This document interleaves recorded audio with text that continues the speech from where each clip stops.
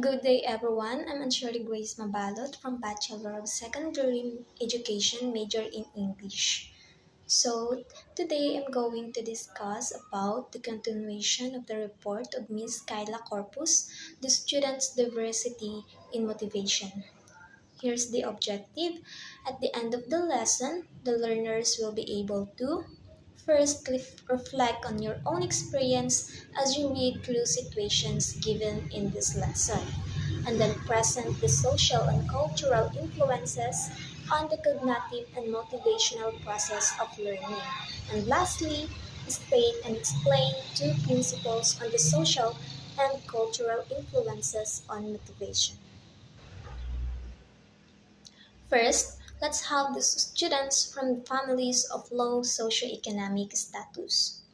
Students from low-income family are among those likely to be at risk of failing grades and dropping out of school.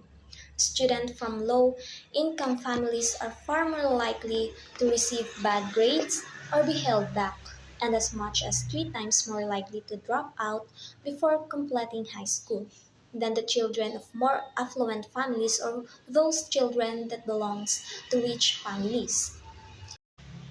So as teachers, we must come up with some ways in order to change this. Foremost, in order to change the way we motivate this kind of students, we must begin by understanding who these students are in our classroom and what are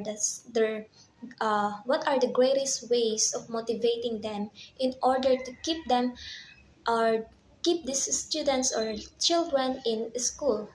Then let's help take down the barrier, or we have to know what are the barriers or hindrance that sometimes restrict the children from low income families and to guide them to a bright future. Next, let's proceed to students with special education needs, and under that is the students with learning disabilities. So we all know that all students learn different and have strengths in different areas.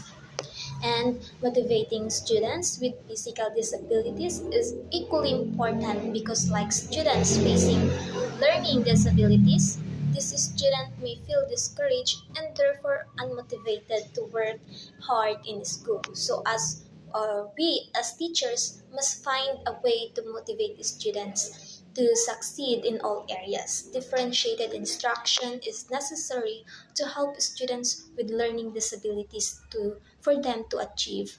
This means that creating lessons that can be adjusted to suit different students with different learning needs, and students with learning disabilities may find themselves at a disadvantage and therefore become easily frustrated. So, like what I've said, as a teacher, we need to ensure that these students are motivated to work hard, even though some concept and activities may be more difficult compared to other students.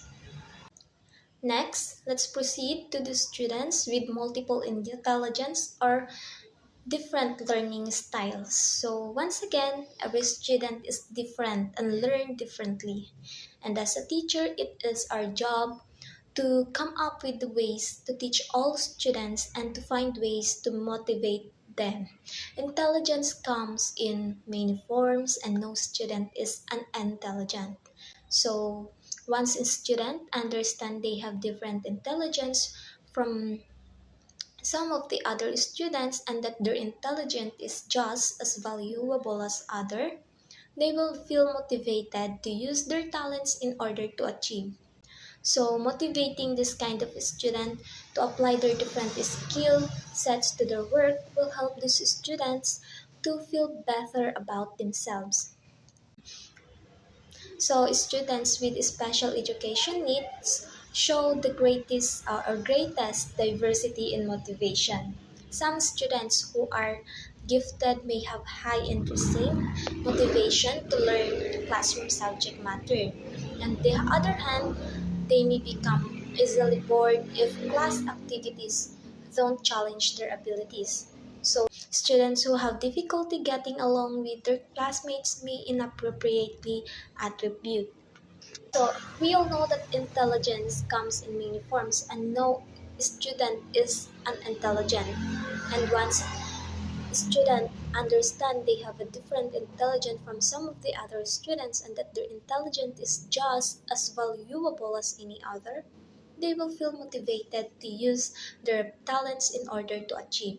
How we can help this kind of student by motivating them to use their talents, their skills in helping students with learning disabilities. So by that, they will become motivated to use their talent in order to achieve. Motivating a student to apply their different skill sets to their work will help the student to feel better about themselves. So we can also make activities that can help them, group activities that can help every student with different learning styles, and with or even those students who feel anxious, who lack knowledge, who lack in confidence, so that we can help them to feel motivated by showing that every one of them are equal and that every one of them are intelligent. It is best employ differentiated approaches. We have to remember that different folks, different strokes, and what is medicine for one may be poison for another.